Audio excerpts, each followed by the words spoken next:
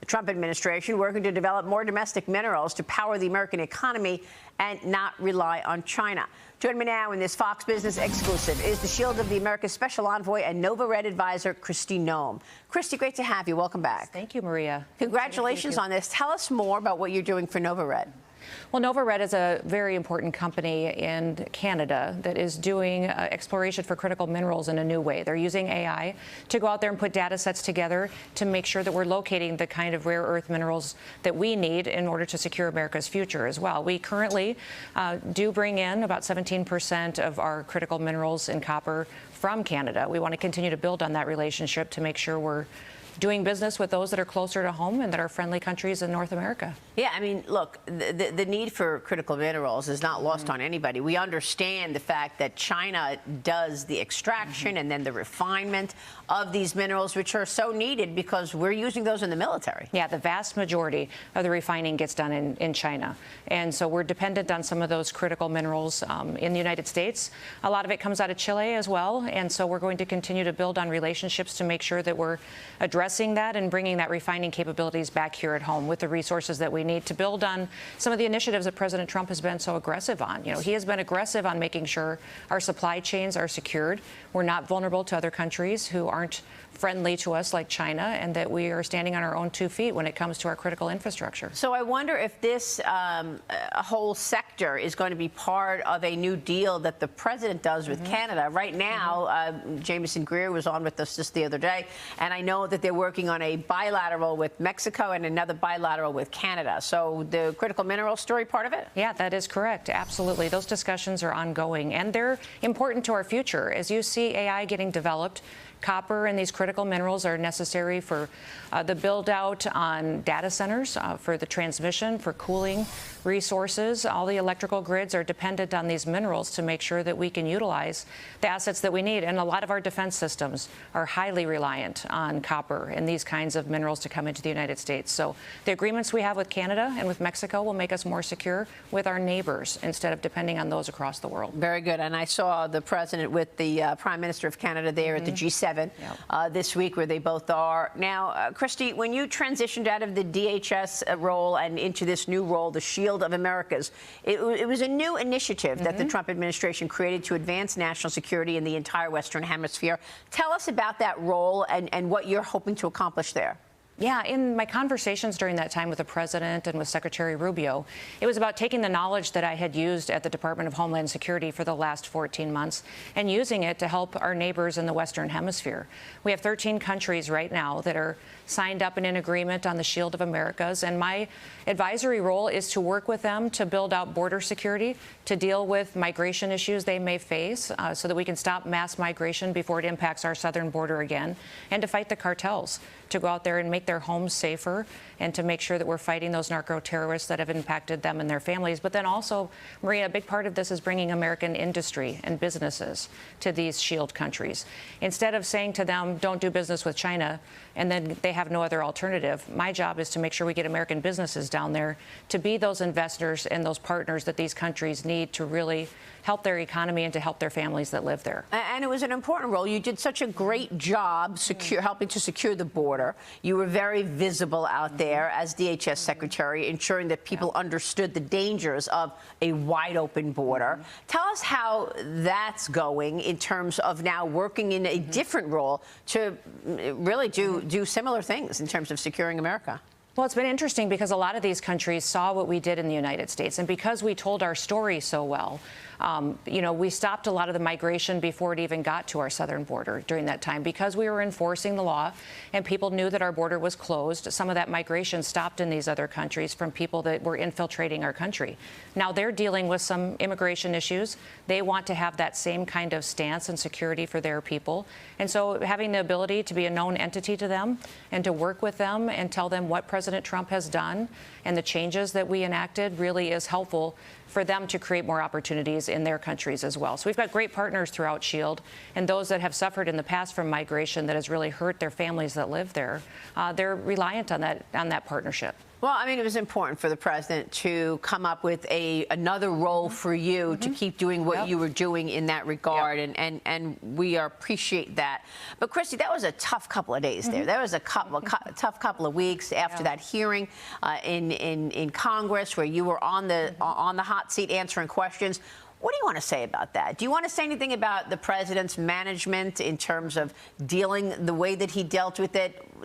Take us back. I appreciate the way that the president has handled not just DHS, but all the transitions within his administration. He's had more stability in cabinet members than many presidents have, or even his first term. Everybody is feels extremely valued to be a part of the team. For me, I think it's the first time the president has kept a cabinet member as a part of his administration, given them another role, and he's given me a role that I can build on. Not only can I continue to do some of the initiatives that I worked on at the Department of Homeland Security, I get the chance to share that knowledge with other countries. There's 39 countries approximately in the Western Hemisphere that I get the chance to work with and tell them what we do to secure our critical infrastructure, how we fight on cybersecurity initiatives to keep our critical infrastructure safe and to protect our businesses, what we're doing as far as modern policing tools and modern training for those that are out there on the front lines.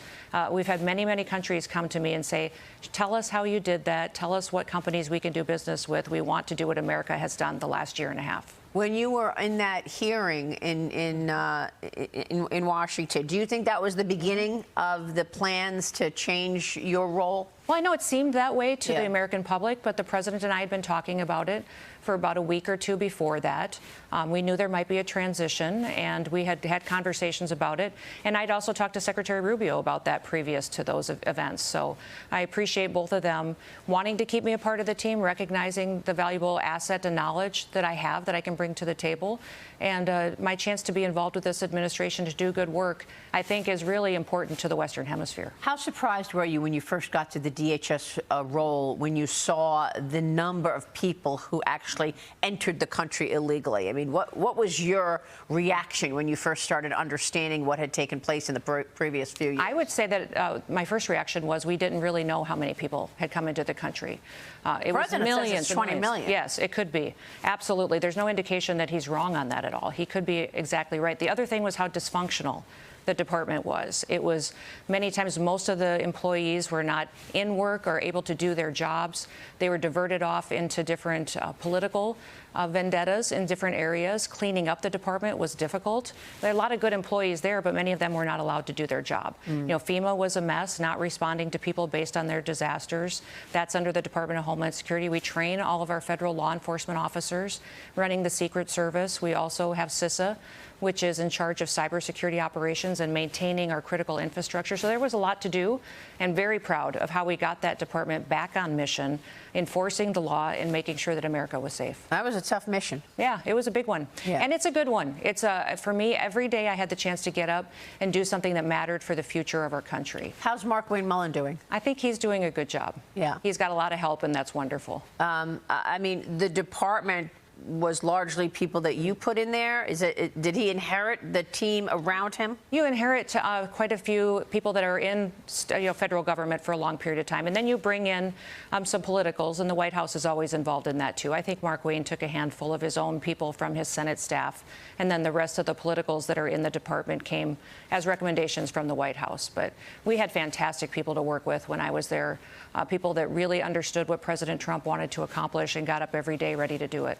And of course, you were a great leader in your governor's role before going to the White House as well.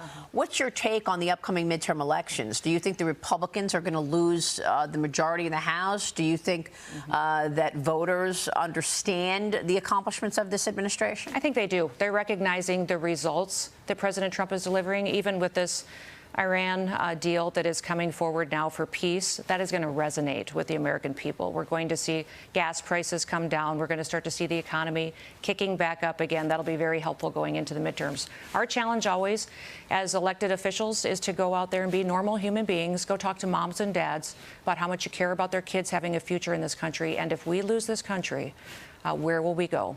This is the last great country on the earth, and that is why we protect and fight so hard for our freedoms and our liberties. And China is fighting hard every day to supplant the United States as the #1 superpower. How much evidence did you uncover in terms of China being behind pushing people in to come into America illegally, so perhaps they could do surveillance work for the CCP? Oh, absolutely. We saw very coordinated attacks of people coming into this country from China that were facilitated not just through the southern border, but through the northern border as well.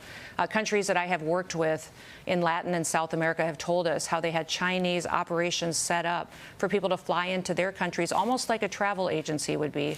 They would show up, be handed certain documents, a backpack, get on a bus, and then bust right up over our southern border. So it was a very coordinated facilitation of bringing in people that were Chinese nationalists into the United States.